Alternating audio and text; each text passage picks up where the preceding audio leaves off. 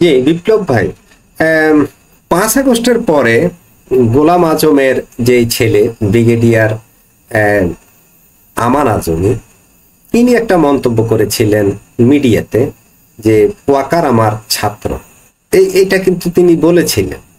হ্যাঁ, তাতে কি মনে হয় যে সেনাবাহিনী তাদেরকে হেল্প করবে এরকম মনে হয়? এই যাবত কি এমন কোনো ইঙ্গিত আছে? এই আপনি একটা চমৎকার প্রশ্ন করেছেন, এটা সেনসিটিভ একটা ইস্যু। প্রথমত, সেনাবাহিনী আসলে তারা যে শপথ নিয়েছে বাংলাদেশের স্বাধীনতা, সার্বভৌমত্ব, বাংলাদেশের মানুষের জানমালের নিরাপত্তা দেওয়া, এইটা তাদের মূল লক্ষ্য এবং মূল কাজ। কিন্তু সেনাপ্রধানকে আমরা দেখেছি 5 আগস্টের সরকার পতনের পর তিনি যখন মন্তব্য করতেছিলেন, মিডিয়াতে কথা বলতেছিলেন, তখন তিনি জামাতের যে আমির ডক্টর শফিকুর রহমান, তাকে তিনি আমিরে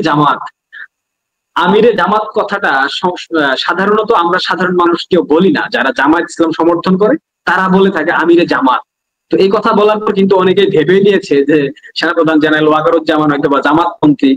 উনি একজন ধর্মভীরু মানুষ, ধর্মীয় অনুভূতিতে অনেক বেশি শ্রদ্ধাশীল। তো আমার কোনোভাবেই মনে হয় না তিনি জামাতকে সমর্থন দিবেন। যদি সমর্থন দিতেন তাহলে আমরা এতদিনে বুঝতে পারতাম। হ্যাঁ, এখানে একটা প্রশ্ন আসতে পারে স্বাভাবিকভাবে যে এত মাস হয়ে গেল এখনো কেন বাংলাদেশের ল অ্যান্ড অর্ডার ঠিক হচ্ছে না। এটা প্রত্যেকে একটা আপনার কি বলবো আশঙ্কার জায়গা। তো সেই জায়গা থেকে অনেকে ভাবতে পারে যে সেনাপ্রধান হয়তো বা জামাতকে সমর্থন দিবেন, কিন্তু সেনাপ্রধান তো আপনার মেজরিটি পাবলিকের বিরুদ্ধে গিয়ে জামাতকে সমর্থন দিতে পারবেন না চাইলেও। সেনাবাহিনীতে সদস্য সংখ্যা কতজন? বাংলাদেশের সেনাবাহিনীতে সদস্য সংখ্যা সম্ভবত 2 লক্ষের মতো, মানে ক্যান্টনমেন্ট থেকে বাইরে মানে সবকিছু মিলে 2 লক্ষের মতো।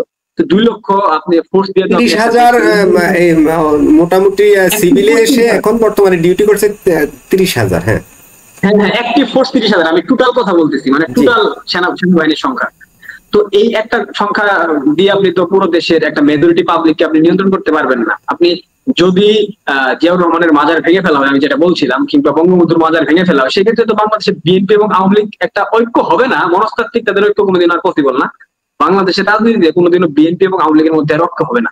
হ্যাঁ, এখানে গণতন্ত্র রক্ষা কিংবা গণতন্ত্র প্রতিষ্ঠা করা কিংবা বাংলাদেশের স্বাধীনতা সার্বভৌমত্ব রক্ষার জন্য একটা ঐক্য হতে পারে, বাট রাজনৈতিক ভাবে যে আদর্শিক মিলন সেটা পসিবল না, হবে না। এটা বাংলাদেশে কখনোই হবে না। আমি ব্যক্তিগত ভাবে না, আমি নিশ্চিত ভাবে বলতে পারি হবে না।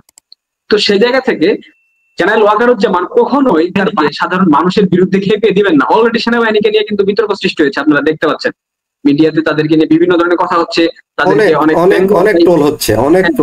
তাদেরকে ব্যঙ্গ করা হচ্ছে এবং তাদের সামনে মবের আয়োজন ঘটতেছে, তারা ঠেকাতে পারতেছে না।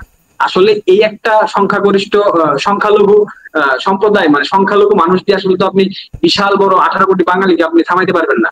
18 কোটির মধ্যে যদি 10 কোটি বাঙালি মুক্তিযুদ্ধপন্থী এবং বিএনপি এবং আওয়ামী লীগ পন্থী, আপনি এদেরকে ঠেকাবেন কিভাবে?